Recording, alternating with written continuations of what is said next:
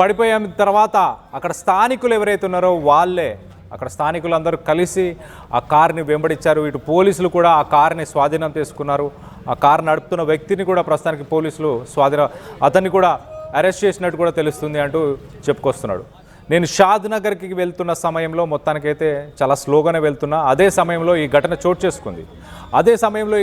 చేసుకుంది అంటూ ఇటు బాధితుడు చెప్పుకొస్తున్నాడు. తనకు న్యాయం చేయాలి, ఎట్టి పరిస్థితుల్లో తనను శిక్షించాలి ఆ వ్యక్తిని, అలాగే తనకు న్యాయం చేయాలంటూ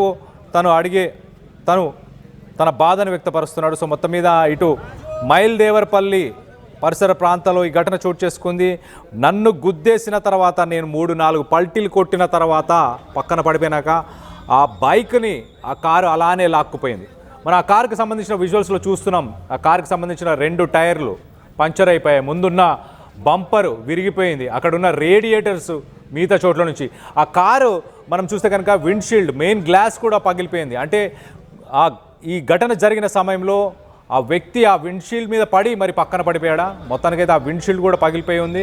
దాన్ని ఫాలో చేస్తున్న వీడియోస్ని కూడా మనం చూస్తున్నాం. చాలామంది స్థానికులు ఎవరైతే ఉన్నారో ఆ కార్ని ఆపే ప్రయత్నంలో వీళ్ళందరూ కూడా దాన్ని ఫాలో చేయడం జరిగింది. దాదాపు ఒక 2-3 కిలోమీటర్లు మనం చూస్తున్నాం. వైట్ కలర్ ఒక టాటా సుమోలో పోలీసులు కూడా ఆ కార్ని వెంబడించడం.